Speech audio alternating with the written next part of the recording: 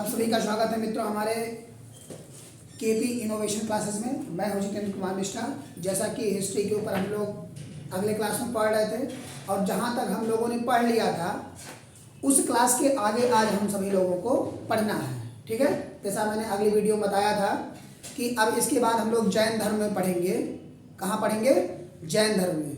तो अब हम जैन धर्म पढ़ेंगे, उसके बाद बौद्ध धर्म पढ़ेंगे, फिर जैन और बौद्धों में दोनों में समानता देखेंगे और समानता के बाद इनमें अंतर क्या है, इन सारे के सारे को एक एक अलग करके उनके बारे में हम जानकारियां प्राप्त करेंगे या जानेंगे। ठीक है, तो हमने इसके पहले उत्तर वैदिक काल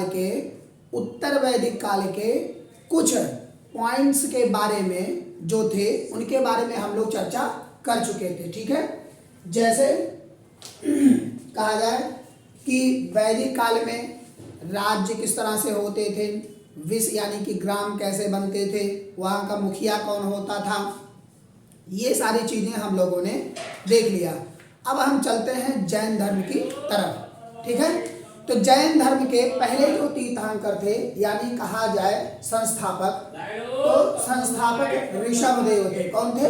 ऋषभदेव, जिन्हें आदिनाथ कहा गया। क्या कहा गया? आदिनाथ, जिन्हें आदिनाथ के रूप में कहा गया और इन्हें संस्थापक कहा जाता है। तीर्थंकर का मतलब होता है कि किसी भी समाज को या गांव को, उस गांव को या उस समाज को सही तरीके से दुख से उबार करके और सही तरह से उनको सन्मार्ग पर ले जाना एक तीर्थंकर का कर्तव्य होता है। जैसे आज के समय में हम लोग देखते हैं कि साधु बाबा लोग होते हैं, पुजारी होते हैं। मंदिर में जब आप जाएंगे तो पुजारी मिलेंगे और क्रिश्चियनों में क्या होता है, जब आप उसमें चर्च में जाएंगे तो वहाँ फादर लोग होते हैं। तो क्या करते हैं? भगवान से प्रे करने का कार्य करते हैं और कहते हैं हे भगवान, इनके सारे दुखों को दूर करके इनको सही तरीके से सद्बुद्धि अर्थात ज्ञान की प्राप्ति कराना आवश्यक है, तो आप इस कार्य को भगवान जरूर करिएगा। ठीक है, तो अभी हम तीर्थंकर का मतलब समझ गए। अगर कहीं कोई दिक्कत हो तो कमेंट बॉक्स में जरूर बता दीजिएगा, जिससे हम अगले क्लास में इससे भी बढ़िया डिफाइन करके आप सभी लोगों को बता देंगे। अगर ना समझ आए तो एक बार और चलिए हम बता देते हैं कि किसी भी व्यक्ति या विशेष या समाज को दुख से उबार करके सुख की तरफ ले जा करके अग्रसर करने को यानी वहां तक पहुंचाने को जो कार्य करते हैं उनको हम तीर्थंकर के रूप में कहते हैं। जैसे जैन धर्म में 3 तीर्थंकर ऐसे हैं जिनको विशेष रूप से याद किया जाता है। पहले है ऋषभदेव, जिनको आदिनाथ कहा गया। जिनको क्या कहा गया? आदिनाथ कहा गया। इनका उल्लेख ऋग्वेद में मिलता है। इनका उल्लेख कहाँ मिलता है? ऋग्वेद में पूर्णतः इनका उल्लेख मिलता है। ठीक है, यहाँ तक हम लोग देखें। अब इनमें 23वें तीर्थंकर पार्श्वनाथ है और पार्श्वनाथ के जन्म का जो प्रमाण है या कहा जाए कि चिन्ह है वो है सर्प। और ऋषभदेव के जन्म के जो चिन्ह है उनको साढ़ या वृषभ कहा जाता है। क्या कहा जाता है? साढ़ या वृषभ कहा जाता है। ये क्वेश्चन आपके एसएससी में पूछ चुका है और बैंक में दोनों जगह पूछ चुका है। हिस्ट्री के माध्यम से ये दोनों क्वेश्चन पूछे जा चुके हैं आपके। ठीक है, और लोअर डिवीजन के जो भी भर्तियां होती हैं ग्रुप डी और ग्रुप सी की, उनमें ऐसे क्वेश्चंस अक्सर पूछे जाते हैं जो 1 लाइनर फैक्ट होते हैं। कैसे होते हैं? 1 लाइनर फैक्ट के रूप में होते हैं। वो इस तरह से क्वेश्चन पूछे जाते हैं, पुटअप किए जाते हैं। ठीक है, तो यहाँ तक आप सबके समझ में आ गया होगा। अब इसके आगे हम चलते हैं। पार्श्वनाथ 23वें तीर्थंकर के रूप में जैन धर्म में आए, जिनके जन्म का चिन्ह जो है वह सर्प था। वह क्या था? सर्प था। इन्होंने 4 आर्य सत्य को दिया और 4 आर्य सत्य वह थे कौन से? पहला कि कभी भी सत्य उनके मार्ग को ना छोड़ करके झूठ कभी मत बोलो, यानी कि असत्य मत बोलो। दूसरा कि हमेशा सत्य बोलो, हमेशा सत्य बोलो। तीसरा कभी भी चोरी मत करो, क्या करो, कभी भी चोरी मत करो। और चौथा जो था वह था अहिंसा, यानी कि अहिंसा से आप दूर रहिए, अहिंसा कभी भी मत करिए। क्या होगा, अहिंसा आप कभी भी मत करिए, ठीक है। इन्होंने 4 आर्य सत्य दिया था, यानी कि सदा सत्य बोलना, सदा सत्य बोलना, चोरी ना करना, अपरिग्रह और अहिंसा, ठीक है, अपरिग्रह और अहिंसा, ठीक है। और इसके बाद जब पार्श्वनाथ ने इतने शिक्षाओं को दिया तो शिक्षा को देने के बाद में उन्होंने जिस पहाड़ी पर तपस्या की थी, झारखंड की पहाड़ी पर, उस पहाड़ी का नाम बदल करके पार्श्वनाथ पहाड़ी कर दिया गया, पार्श्वनाथ पहाड़ी कर दिया गया, ठीक है। इसके बाद जो 24वें तीर्थंकर आते हैं उनका नाम है महावीर। महावीर, उनके जन्म का जो चिन्ह है वह है शेर। क्या है, शेर। और शेर जिस प्रकार दहाड़ता है उसी प्रकार महावीर को जैन धर्म का वास्तविक संस्थापक कहा जाता है। उन्होंने पार्श्वनाथ के दिए गए शिक्षाओं में एक और चीज जोड़ा और वह था ब्रह्मचर्य। उन्होंने कहा कि जो भी धर्म से संबंधित होते हैं या धर्म में जुड़ने का कार्य करते हैं उन्हें विवाह करने का अधिकार नहीं है, अर्थात वह जीवन पर्यंत क्या रहेंगे, ब्रह्मचर्य रहेंगे और ब्रह्मचर्य व्रत का पालन करेंगे। महावीर जो है एक राजा के परिवार से थे। कैसे थे, राजा के परिवार थे। इनके पिता सिद्धार्थ थे जो कि ज्ञात्रिक कुल के राजा थे। क्या थे, ज्ञात्रिक कुल के राजा थे। और इनकी माता त्रिशला थी, इनकी माता त्रिशला जो कि लिच्छवी राजा नरेश चेटक की बहन थी। लिच्छवी राजा नरेश चेटक की बहन थी, जिससे इनको लिच्छवी दौहित्र भी कहा जाता था, ठीक है। लिच्छवी दौहित्र भी कहा जाता था महावीर को, ठीक है। इसके बाद क्या हुआ, इनके बाद एक और इनके बड़े भाई थे नंदी बर्मन। कौन थे, नंदी बर्मन, ठीक है। इन्हीं नंदी बर्मन की बहन थी, इन्हीं नंदी बर्मन की क्या थी, वो बहन थी। लिच्छवी राजकुमारी जो थी, जिनके इनके पिता यानी कि जात्रक नरेश का विवाह हुआ था महावीर के पिता का, वो जो है नंदी वर्मन की बहन थी, जो उस समय उनका विवाह महावीर जी के पिताजी से हो गया था, यानी कि सिद्धार्थ से हुआ था, ठीक है। उसके बाद यह लगभग इनका जन्म 448 ईसा पूर्व यानी कि ईस्वी प्रारंभ होने से पहले लगभग 640 ईसा पूर्व इनका जन्म हुआ था। और इनके जन्म का जो चिन्ह था वह था शेर। अभी मैंने बताया कि इनके जन्म का चिन्ह क्या था, शेर, ठीक है। ये वैशाली के कुंडल ग्राम में, और इनकी जो पत्नी थी उनका नाम था यशोदा। इनकी पत्नी कौन थी, इनका नाम था यशोदा। और इनकी एक बेटी थी जिनका नाम था प्रियदर्शिनी। क्या नाम था, प्रियदर्शिनी, जिनका अनुज्जा के नाम से भी कहीं कहीं व्याख्यान मिलता है। किसके नाम से, अनुज्जा के नाम थे। और इनके जो दामाद थे, इनके महावीर के जो दामाद थे जमाली। क्या नाम था इनका, जमाली। 30 वर्ष की आयु में महावीर ने अपने गृह का त्याग किया था। 30 वर्ष की आयु में महावीर ने अपने गृह का त्याग कर दिया था और 12 वर्ष की कठोर तपस्या के बाद 12 वर्ष की कठोर तपस्या के बाद इन्हें जो है ऋजुपालिका नदी के तट पर ऋजुपालिका नदी के तट पर इनको ज्ञान की प्राप्ति हुई थी। यानी कि अगर कहा जाए कि महावीर स्वामी को ज्ञान की प्राप्ति कहाँ हुई थी, तो महावीर स्वामी को ऋजुपालिका नदी के तट पर ऋजुपालिका नदी के तट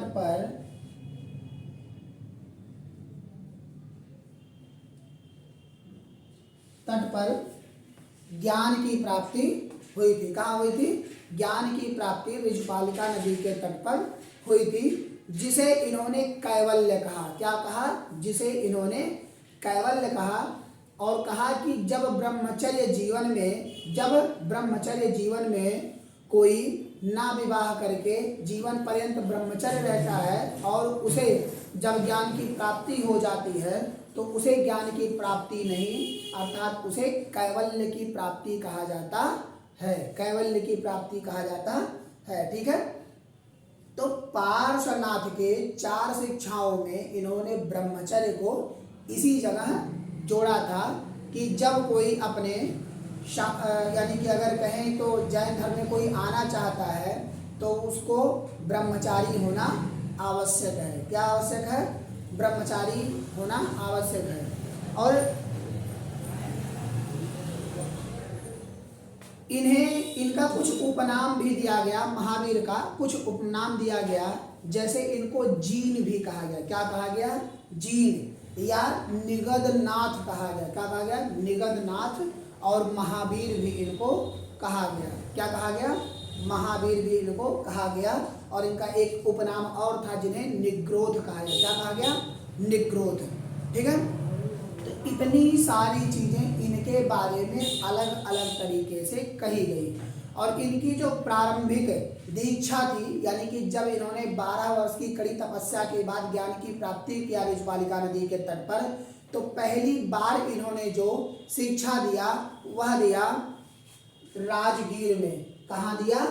राजगीर में। और इन राजगीर में पहला उपदेश इन्होंने कहाँ दिया?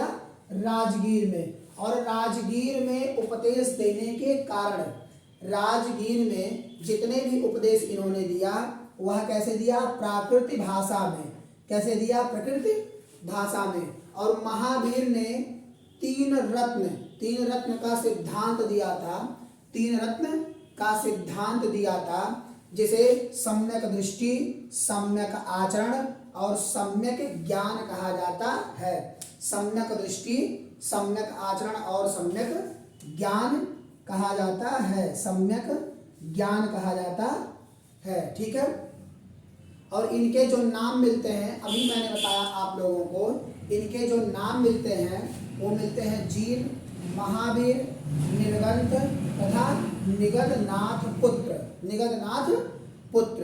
इन्होंने जो वास्तविक संस्थापक के रूप में तो इनको रखा ही गया, और इन्हें ऐतिहासिक तीर्थंकर भी कहा जाता है। और इन्होंने पार्श्वनाथ के शिक्षा में ब्रह्मचर्य जोड़ा।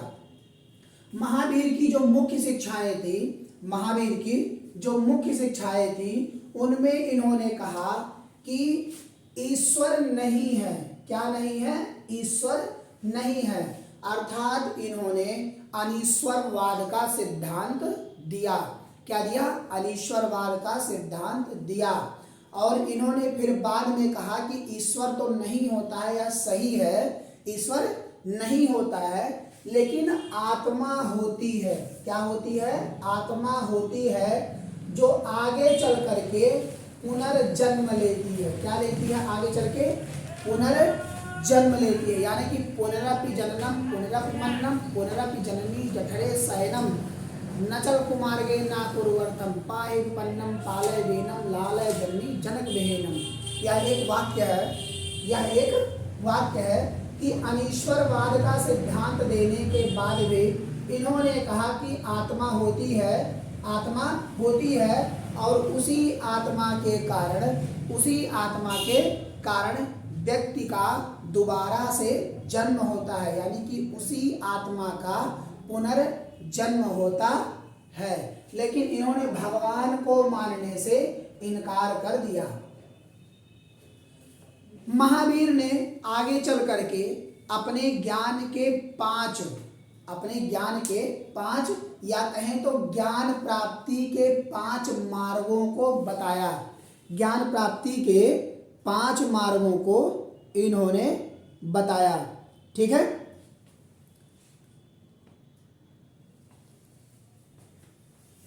क्या किया इन्होंने कि 5 मार्ग ज्ञान प्राप्ति के बताया।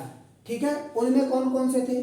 उनमें पहला था मति, यानी कि मति को अपने आप स्थिर रख करके सही प्रकार से, जिस प्रकार एक व्यक्ति अपने मन के आधार को सोच करके सही तरह से कार्यों को करने में सक्षम होता है, जब उस मन को आप स्थिर रख करके करने का कार्य करते हैं तो उसको इन्होंने क्या कहा? मति। और उसके बाद अगला इन्होंने कहा श्रुति। श्रुति अर्थात जो शेष प्रकार से यानी कि एक तरह हम कह सकते हैं कि जो हमारी सोच है उस सोच को बदलने की प्रक्रिया को, यानी बदल करके किसी सही मार्ग पर ले जाने की जो व्याख्यात्मक दृष्टि होती है, व्याख्यात्मक दृष्टि या तरीका होता है, उसको बदला जाए, यानी कि श्रुति। इन्होंने श्रुति के बारे में कहा। उसके बाद कहा अवधि और मन पर्याय और कैवल्य, यानी कि अंतिम, यानी कि ज्ञान की प्राप्ति। अवधि क्या होता है? अवधि का तात्पर्य यह है कि बहुत लोग अधीर हो जाते हैं। मान लिया किसी से कहा जाए कि आप 6 महीना बैठ जाइए और 6 महीना बाद आपको ज्ञान की प्राप्ति हो जाएगी, तो आज 6 महीना बैठने के बजाय क्या करेंगे? 1 ही 2 महीना में उठ करके भाग जाएंगे, जिनसे उनको शिक्षा प्राप्त होना सुनिश्चित होते हुए भी नहीं होता। यानी कि अगर कहा जाए कि अवधि, सोच रहे होंगे आप अवधि के बारे में। अवधि मतलब होता है एक सीधा सा शब्द होता है समय। क्या होता है? समय। आजकल कहते हैं ना, time is money, money is time, but time is most important, powerful and then also always. ठीक है, तो अगर हम कहें कि टाइम इज मनी, ठीक है, और मनी इज वेल्थ, यानी कि समय ही जो है पैसा है और पैसा ही जो है संपत्ति है, ये तो हम कह सकते हैं ना। तो उसी अवधि को सही से जांच करने के बाद उस अवधि में किए गए कार्यों का निर्धारण आपके जीवन की संगति को निर्धारित करता है और आपको बताता है आप किस तरह के व्यक्तियों से मेल रखते हैं या आपका समय किस तरह से हो सकता है। ठीक है, अगला क्या है? अगला है मन पर्याय। जैसे अभी मैंने श्रुति के बारे में बताया था, उसी प्रकार मन पर्याय होता है, यानी कि मन बहुत ही चंचल होता है। यदि इसको स्थिर रखने का कार्य न किया जाए, अगर इसको स्थिर रखने का कार्य न किया जाए तो यह कभी भी यहीं आप बैठ करके और दिल्ली में आपके बाबा चाचा क्या कर रहे हैं इसकी जानकारी आपका मन हमेशा करता रहता है। यानी कि कहा जाए तो मन आपका क्या करता है? स्थिर नहीं रहता, वह भटकता रहता है। ठीक है, इसको मन पर्याय के रूप में इन्होंने कहा। उसके बाद अंतिम जो है वह है कैवल्य। कैवल्य अर्थात ज्ञान की प्राप्ति, यानी कि अगर आप इन 4 चीजों को करने में निपुण हैं, 4 चीजों को करने में क्या है? निपुण हैं, तो 5वें स्थान पर आपको ज्ञान की प्राप्ति होना सुनिश्चित है। ज्ञान की प्राप्ति क्या होना सुनिश्चित है, कोई काट नहीं सकता। इसीलिए स्वामी विवेकानंद ने भी एक शब्द कहा था कि उठो और जागो, सोने से तुम्हारे भविष्य नहीं संवरेंगे, और जागने के बाद तब तक आप चलो जब तक कि आपका मंजिल आपको ना मिल जाए। तब तक आप चलो जब तक कि आपका मंजिल आपको ना मिल जाए, क्योंकि हौसले बताते हैं कि परिणाम कैसा है और परिणाम बताते हैं कि मेहनत किस तरह से होती है। तो आप मेहनत करने पर हमेशा भरोसा रखिए। कभी भी किसी पर भी डिपेंडेबल होकर के कोई कार्यों को नहीं किया जाता।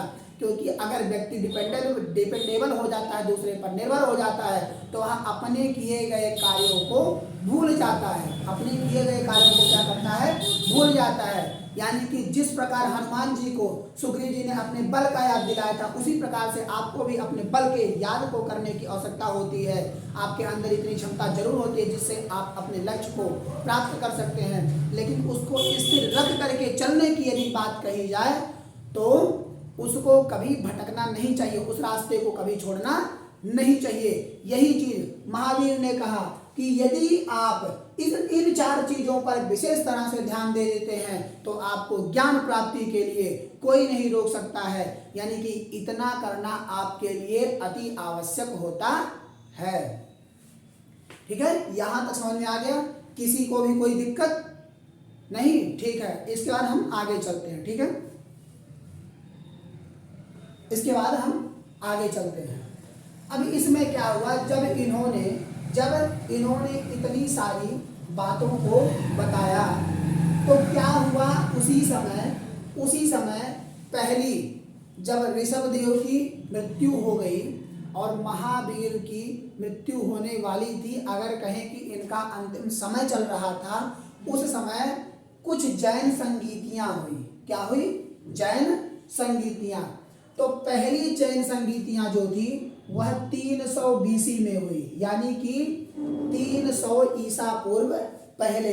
अगर कहा जाए कब, तो 300 वर्ष ईसा पूर्व पहले, यानी कि ईसा मसीह के जन्म के 300 साल पहले। ठीक है, वह स्थान कौन सा था? तो स्थान था पाटलिपुत्र अर्थात पटना। पटना के प्राचीन नाम को यदि हम देखेंगे तो उनको पाटलिपुत्र कहा जाता है, और इस समय तत्काल में उसे पटना कहा जाता है, जो कि बिहार की राजधानी है। जो कि क्या है? बिहार की राजधानी है। ठीक है, यहाँ पर जो अध्यक्ष बनाए गए थे वो थे स्थूलभद्र। कौन थे? स्थूलभद्र। स्थूलभद्र ने एक संप्रदाय की स्थापना की थी जिसको कहा जाता है श्वेत संप्रदाय। श्वेत संप्रदाय। अभी आगे चल करके हम लोग देखेंगे कि जैन संप्रदाय 2 संप्रदाय, यानी कि जैन धर्म 2 खंड में टूट करके अलग होता है, और पहला होता है श्वेतांबर और दूसरा होता है दिगंबर। ठीक है, तो क्या हुआ? श्वेत संप्रदाय के संस्थापक स्थूलभद्र थे, इनको अध्यक्ष के रूप में बनाया गया, और महावीर ने उस समय 14 पूर्वा नामक पुस्तक लिखी। क्या लिखी? 14 पूर्वा नामक पुस्तक लिखी। उसके बाद क्या हुआ? पावापुरी में 468, ठीक है, 468 ईस्वी पूर्व। ठीक है, यानी कि ईसा पूर्व या ईस्वी पूर्व दोनों एक ही है। पावापुरी में इनकी मृत्यु हो गई। क्या हुई? पावापुरी में इनकी मृत्यु हो गई, और उसके बहुत साल बाद, यानी कि कहें 900 साल बाद, कितने साल बाद? 900 साल बाद दूसरी जैन संगीति हुई, जो कि 600 ईस्वी में हुई। कब हुई? 600 ईस्वी में। दूसरी जैन संगीति जो हुई वो 600 ईस्वी में हुई, यानी कि 300 यहाँ और 600 यहाँ, तब कितना होगा? 900 साल। ठीक है, यानी कि बहुत लंबा गैप होने के बाद दूसरी संगीति जैन धर्मों के द्वारा की गई, और उनमें जो जैन संगीतियां हुई वह स्थान था तात्कालिक वल्लभी उस समय का, जो कि आज के समय में क्या कहा जाता है? उसे गुजरात के रूप में कहा जाता है। ठीक है, स्थान कौन सा था? वल्लभी गुजरात। और वहाँ के जो अध्यक्ष थे उस समय के, वो थे देवाधिश्रमण। कौन थे? देवाधिश्रमण। उसके बाद जब महावीर की मृत्यु हुई तो महावीर के मृत्यु के बाद भद्रबाहु ने एक अपने खुद के संप्रदाय को बनाया, और इसी जैन धर्म को तोड़ करके उन्होंने दिगंबर संप्रदाय की स्थापना की। इसी समय। तो जब 600 ईस्वी में दूसरी जैन संगीति हुई तो स्थूलभद्र ने अपने संप्रदाय को यानी कि श्वेतांबर संप्रदाय को और भद्रबाहु ने दिगंबर संप्रदाय की स्थापना की। भद्रबाहु ने क्या किया? दिगंबर संप्रदाय की स्थापना की। और यहाँ पर जो पुस्तक लिखा गया, यहाँ पर जो पुस्तक लिखा गया उस पुस्तक का नाम था 12 उपांग। उस पुस्तक का क्या नाम था? 12 उपांग। इस समय 12 उपांग नामक पुस्तक लिखा गया। 12 उपांग नामक पुस्तक लिखा गया। ठीक है। इसके धीरे धीरे आते हुए कालखंड जैसे ही नीचे चलते गए, जब महावीर की मृत्यु हो गई पावापुरी में, और इनकी जो अगर कहें कि जितने इन्होंने उपदेश दिए हैं उस उपदेश को इन्होंने प्रकृति भाषा में दिया है। किसमें दिया है?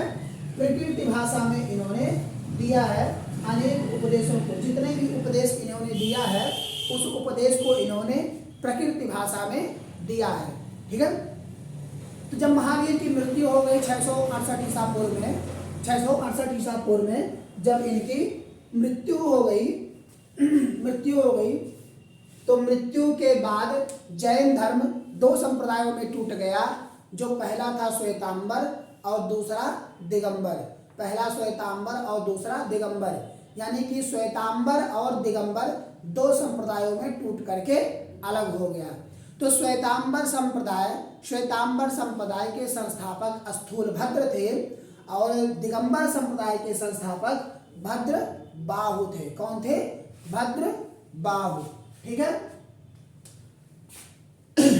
तो श्वेतांबर के जो पॉइंट थे, यानी कहा जाए कि जो श्वेतांबर के पॉइंट थे उनके आधार पर 4 पॉइंट हैं और दिगंबर के भी आधार पर 4 पॉइंट हैं। पहला, स्थूलबाहु ने प्रारंभ किया श्वेतांबर संप्रदाय को। ये सफेद कपड़ा यानी कि सफेद वस्त्र पहनते थे। और इनमें जो 3rd पॉइंट है वो है महिला को मोक्ष के प्राप्ति के मार्ग को इन्होंने बताया। कहा कि महिला को भी मोक्ष की प्राप्ति बौद्ध धर्म में हो सकती है यदि वह चाहे तो महिला को भी बौद्ध धर्म में मोक्ष की प्राप्ति हो सकती है। और इन्होंने मोक्ष धर्म को यानी कि बौद्ध धर्म में मोक्ष को कहा कि औरतों को प्राप्त हो सकता है। ठीक है। उसके बाद अगले जो थे, अगले लाइन में इन्होंने इनके जो अगर कहा जाए कि 19वें तीर्थंकर जो थे वो थे मल्लीनाथ, जो कि एक महिला तीर्थंकर थे। क्या थे? महिला तीर्थंकर। जो इनके मल्लीनाथ थे वह एक महिला तीर्थंकर थे। अब दिगंबर कौन देख लेते हैं? दिगंबर संप्रदाय को। दिगंबर संप्रदाय में क्या हुआ? इसके संस्थापक भद्रबाहु थे, यानी कि भद्रबाहु ने क्या किया? इनको प्रारंभ किया। और ये निर्वस्त्र अर्थात ये आसमान को वस्त्र के रूप में मानते थे, वस्त्र के रूप में मानते थे, अर्थात इन्हें दिगंबर कहा गया। ठीक है। महिला को मोक्ष नहीं मिल सकता, ऐसा दिगंबर संप्रदायों को मानना था कि महिला को बौद्ध धर्म में मोक्ष नहीं मिल सकता, जो कि पुरुष वर्ग के व्यक्तियों को मोक्ष की प्राप्ति हो सकती है। पुरुष व्यक्तियों को मोक्ष की प्राप्ति हो सकती है, जो कि चौथे पॉइंट में दिगंबर में कहा गया, दिगंबर संप्रदाय में, कि 19वीं तीर्थंकर जो है वो मल्लीनाथ थी, लेकिन ये पुरुष थी। और इसमें जो 19वीं तीर्थंकर थी वो मल्लीनाथ ही थी, लेकिन महिला थे। ठीक है। किसमें थे? महिला थे। यानी कि 19वें तीर्थंकर मल्लीनाथ दिगंबर संप्रदाय में भी थे और 19वें तीर्थंकर के रूप में मल्लीनाथ श्वेतांबर में भी थे। लेकिन श्वेतांबर में जो मल्लीनाथ थे वह महिला थे और दिगंबर में जो मल्लीनाथ थे वो पुरुष थे। कैसे थे? पुरुष थे। यानी कि श्वेतांबर की अगर हम बात करें तो इसको भद्रबाहु ने प्रारंभ किया और ये कहे कि वस्त्र को पहनना चाहिए, वो भी कौन सा वस्त्र? तो सफेद वस्त्र को इन्होंने बताया। कैसा बताया? सफेद वस्त्र को इन्होंने बताया।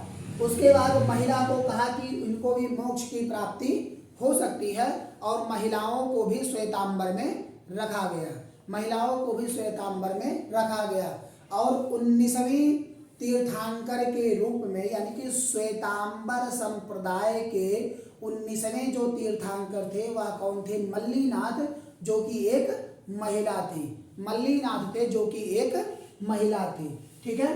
अब दिगंबर की अगर हम बात करें तो दिगंबर की अगर हम बात करेंगे तो इनको भद्रबाहु ने प्रारंभ तो किया, लेकिन इन्होंने कहा कि हम जिस प्रकार मूर्ति पूजा नहीं होती है उसी प्रकार जैन धर्म में मूर्ति पूजा तो नहीं होगी, मूर्ति पूजा तो नहीं होगी। जैसा बौद्ध धर्म जब आपको पढ़ाएंगे तो उसमें भी ऐसे ही बातें छिड़ी हुई हैं, जिसमें मूर्ति पूजा के रूप में बहुत सारी बहस भी हुई है और बहुत सारी बातों को कहा भी गया है। ठीक है, तो यहाँ तक समझ में आ गया होगा।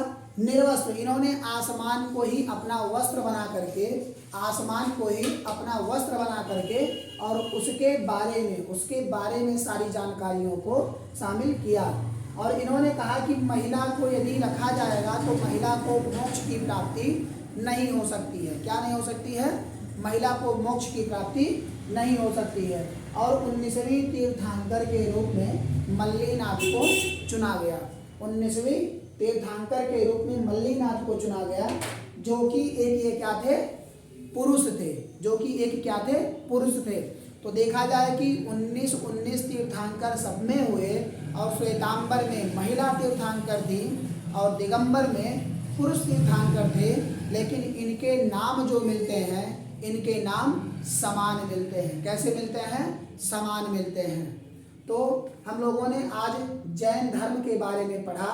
अब इसके बाद ये पूरा का पूरा आपके समझ में आ गया होगा, कहीं भी किसी भी प्रकार की दिक्कत नहीं होगी। जहां अगर कोई भी दिक्कत होगी, समझने में जरा सा भी परेशानियां आ रही होंगी तो उसको आप लोग कमेंट बॉक्स के थ्रू पूछ लीजिएगा। जो भी आपके सस्पेंस रहेंगे वो सस्पेंस सारे के सारे क्लियर हो जाएंगे। क्या हो जाएंगे? क्लियर हो जाएंगे। ठीक है, कहीं भी किसी भी प्रकार का सस्पेंस नहीं होना चाहिए। तो जैन धर्म आपका क्लियर हो गया। अब कल हम बौद्ध धर्म पढ़ेंगे। क्या हम पढ़ेंगे? बौद्ध धर्म पढ़ेंगे। तब तक के लिए आप सभी को जय हिंद। और हमारे चैनल से आप सभी लोग जुड़े रहिए केपी इनोवेशन क्लासेस से। मैं हूं जितेंद्र कुमार मिश्रा, आपका दोस्त सहपाठी, और आप सभी को इसी तरह से अच्छे वीडियोस मिलते रहेंगे, जो कि आप हमारे चैनल को सब्सक्राइब करना ना भूलें, जैसे आप लोगों को नोटिफिकेशन पहुंचे। ठीक है, thank you and best of luck all exams.